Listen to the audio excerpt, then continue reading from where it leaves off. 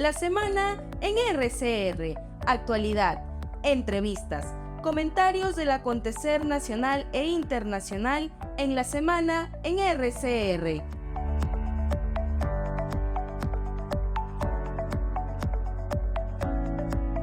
Saludamos a esta hora a Miguel Antesana, reconocido analista político, experto en marketing político, docente universitario. Qué gusto saludarte, Miguel. Muy amable como siempre, muy gentil.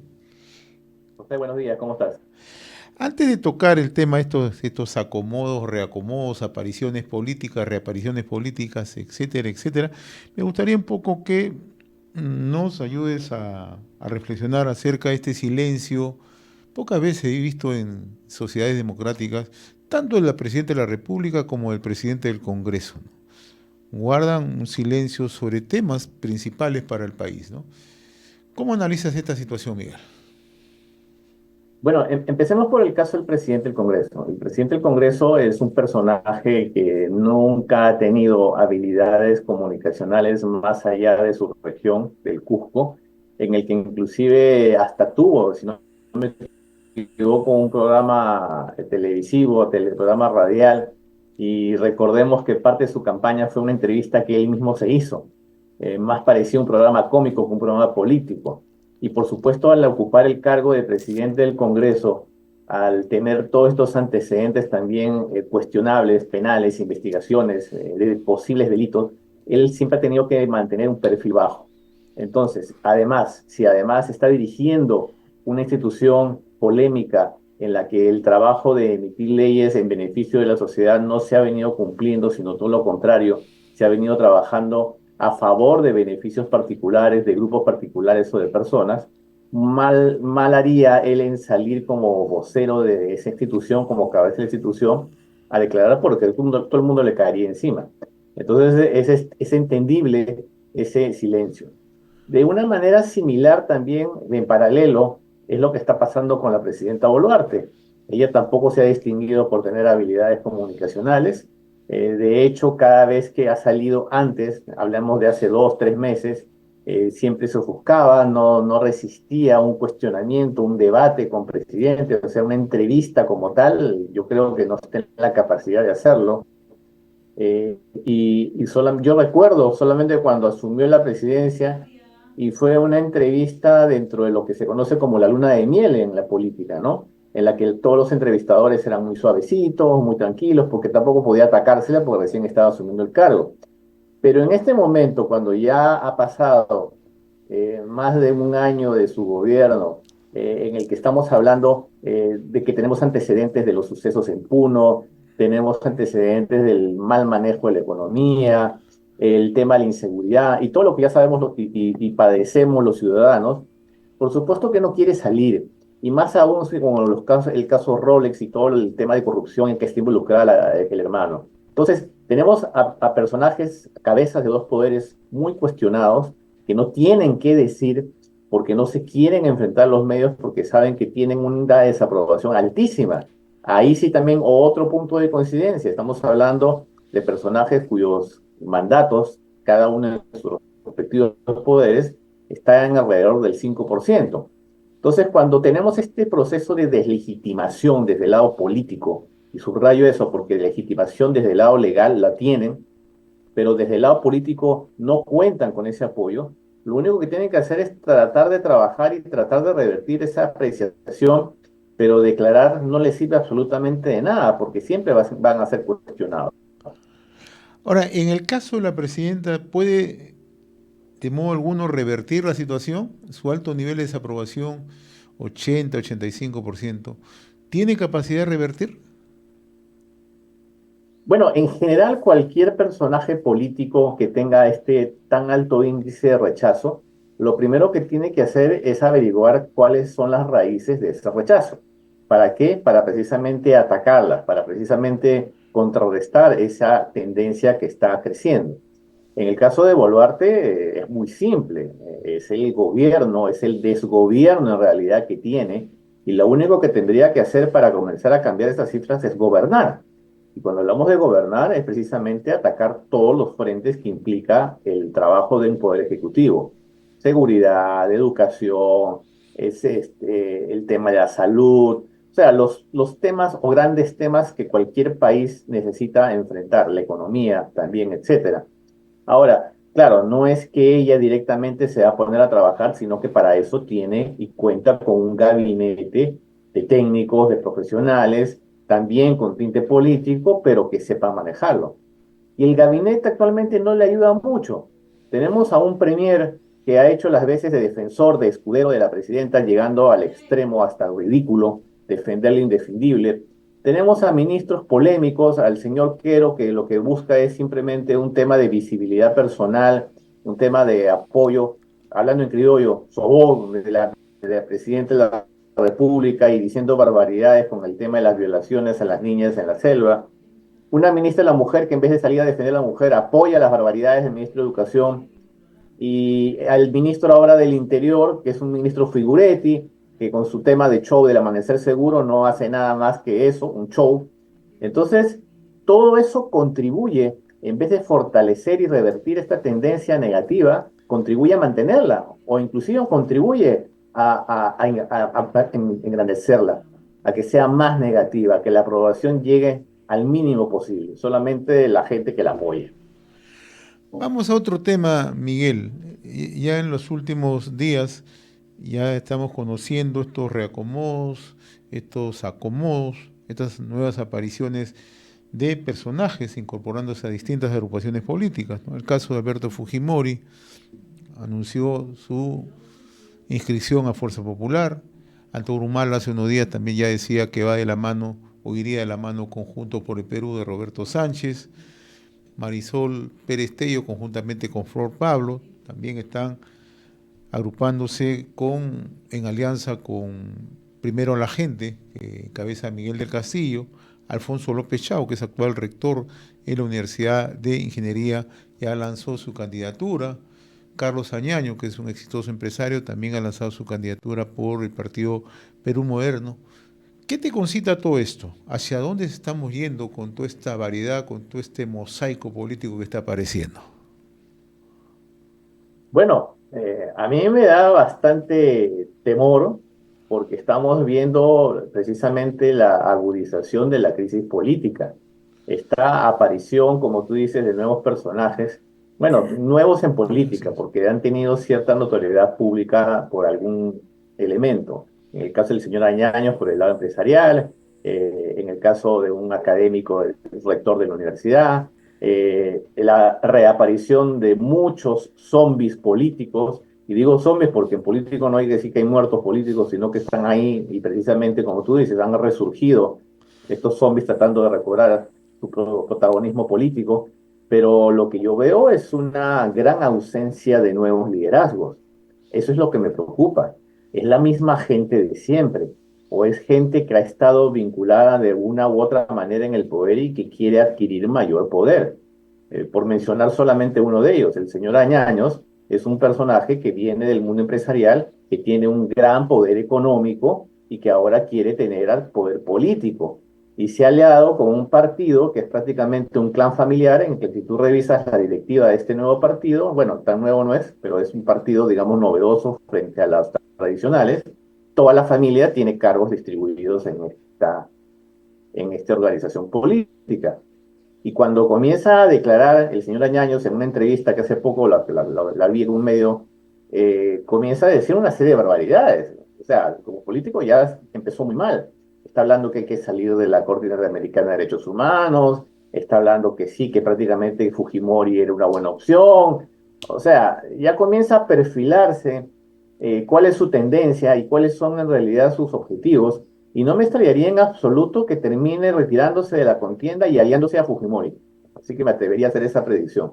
Y así hay muchos que están buscando eso. Hasta ahora entiendo que tenemos en lista 28 partidos que participarían en el 2026 y cuidado que esa lista aumenta mucho más. O sea, tenemos una fragmentación política de la misma gente o de gente que quiere acceder al poder, pero no hay nuevos liderazgos, no hay personas en las que debamos confiar o que la que podemos voltear para dejar de lado los partidos tradicionales. Y esto, por supuesto, le interesa y le conviene muchísimo a Fuerza Popular porque entonces es la organización que tiene una mayor organización en el país, es la organización que tiene en este momento, y voy a utilizar esta palabra, infiltrados a cantidad de simpatizantes y personajes en el gobierno de Dina Boluarte, lo cual le está asegurando una serie de posicionamiento de cara al 2026. Entonces, la situación para mí es bastante preocupante, y eso, el asterisco, la excepción a la regla, es que pudiera ser que entonces la gente se dedique a verlo con mayor atención, pero como las reglas de juego son las mismas de siempre, cuidado que el escape, y esto lo hemos dicho muchas veces, sea por otro camino, no necesariamente las vías democráticas establecidas. Y esto, otro camino, ¿qué puede ser, Miguel? ¿Que surja un antisistema, sea de izquierda o de derecha? No me refiero al sistema de izquierda-derecha. Yo creo que el tema de la protesta puede comenzar a aparecer y puede comenzar a incrementarse. Y la protesta lo que busca es precisamente cambios, cambios que no se están dando por las vías actuales, por las vías establecidas, por los caminos democráticos y electorales establecidos. A eso es lo que me refiero. El sistema político, las reglas del juego, solamente favorecen a los partidos políticos y a los partidos políticos tradicionales y establecidos que ya sabemos que tienen una pésima reputación como organización política. Tienden más a ser organizaciones criminales u organizaciones que simplemente se juntan, se forman para acceder al poder y aprovecharse de ese poder. Entonces, la gente ya está cansada de eso. Yo creo que todos estamos cansados de ver más de lo mismo. Y como al final nos llevan a votar por los mismos partidos, por la misma gente o por la gente que ellos designen y después nos enteramos que tienen prontuario en vez de currículum, entonces ya la gente está harta. La sociedad llega un momento en que explota y que está cansada de eso y trata de buscar entonces cambios forzándolos.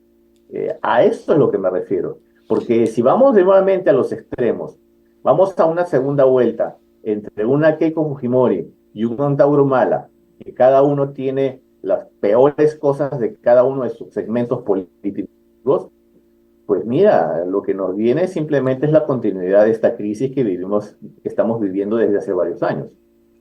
Ahora, en el caso de Antauro Humala, ¿cómo observas? Antauro Humala ha exhibido un lenguaje totalmente duro, dice que va a fusilar a la gente, dice que él no va a aceptar la corrupción, no se arrepiente de lo que ha hecho. ¿Esto cala en la población, crees tú? Este discurso incendiario, extremista, este discurso de tratar de exacerbar precisamente los ánimos de la gente, casi que de catarsis, sí cala en cierto grupo de personas, pero seamos muy objetivos. Cala en el perfil de personas con un nivel socioeconómico bajo, un nivel socioeducativo bajo, que precisamente no entiende que ese es un discurso populachero y es un discurso que simplemente lo que intenta es jalar ese apoyo. En ese sector, por supuesto que cala. Y cuidado que en la medida que la crisis económica, política, social se mantiene, entonces esos sectores comienzan a crecer, sobre todo por el lado socioeconómico. Cada día hay gente que le cuesta mucho más alimentarse y mantenerse un mes en el Perú. Entonces, claro, cuando viene un discurso en el que vamos a fusilar a todos los corruptos y vamos a hacer tal cosa y vamos a hacer así, desaparecer ministerios y vamos a crear, y todas cosas que llegan y precisamente coquetean con lo absurdo, entonces, claro, comienza a tener un apoyo. Pero desde el lado serio, desde el lado de análisis de lo que le conviene al país, por supuesto que Antauro sería una desgracia. Sería simplemente como un Pedro Castillo a ese nivel de ignorancia, pero con un tipo que tiene ya la verborrea desatada. O sea, desde el lado comunicacional sería lo contrario. A nivel de gestión, a nivel de resultados, sería un desastre este país. Entonces, claro, ¿eso qué nos dice? Ah, entonces hay que votar por Keiko otra vez la disyuntiva. Pues entonces fíjate, ya la historia la conocemos durante 20 años. El chiste que viene circulando de hace tiempo, que alguna vez una política lo dijo, si un panetón postula al lado de Keiko, el panetón gana. Entonces va a suceder lo mismo. Entonces yo creería que aunque suene medio extraño lo que voy a decir, la única solución es que antes de llegar a eso, es que entonces la gente despierte y promueva algún cambio en esta situación del sistema político. Pero como la gente está dormida, lo que ha venido sucediendo es que el Congreso ha cambiado las reglas para moldarlo a lo que ellos quieren. Vamos a tener entonces ahora un Congreso bicameral de senadores y diputados, vamos a tener a congresistas que se reelijan, vamos a tener a zombies que van a querer entrar nuevamente al Congreso, ya sea como diputados o como senadores. Vamos a tener entonces protección para los delincuentes que ingresen al hemiciclo, al Congreso. O sea, tenemos un panorama político bastante malo para el 2026. Ahora, Miguel, y si de sorpresas se trata, el caso de Podemos Perú. Podemos Perú anuncia a todo viento que ha incorporado a Edgar Tello, ¿no? Cercano a Movadef, cuestionado por el gobierno de Perú Libre y ahora incorporándose a Podemos Perú. ¿Cómo entender esto? ¿Es simplemente una cuestión de supervivencia o detrás de esto hay otra cosa más?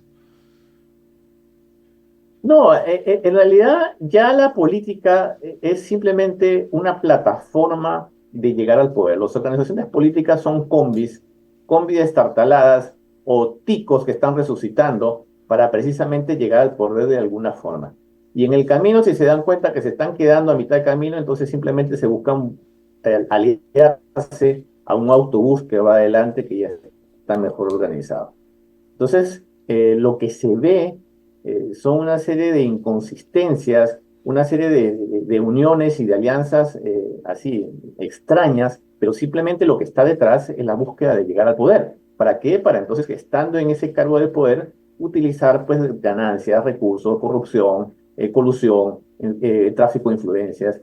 Es así, no podemos hablar que la política peruana está estructurada y está hecha para precisamente trabajar en bien del país, para gestionar el desarrollo, para que tengamos un Perú mejor. Ese es el discurso barato para campaña electoral, pero sabemos perfectamente que todo lo que se está haciendo a nivel de política es estrictamente para llegar al poder, porque tenemos a una serie de personajes que están involucrados en la política con eso. Por eso decía hace un momento, José, que no tenemos la ausencia de nuevos liderazgos. Y la gente joven o la gente adulta que quizás es profesional y que pudiese estar ocupando esos cargos, se está yendo al país. Esa es también otra realidad que le estamos como que dejando de lado. Las cifras de la fuga de cerebros que tenemos en los últimos 2 años ha crecido terriblemente. Y de eso no tampoco se está hablando. Los muchachos que están en la universidad y que quieren terminar una carrera, no están terminando una carrera para incorporarse al aparato productivo nacional. Están terminando para irse del país a estudiar otra cosa y quedarse por donde vayan. Entonces, eso es lo que está pasando. Un escenario bastante complicado, mi estimado Miguel. Como siempre, yo te agradezco la amabilidad, Miguel Antezana, de compartir estos minutos a través de la semana en RCR. Gracias por la atención. Gracias a ti, José. Un gusto. Hasta luego. Un gusto.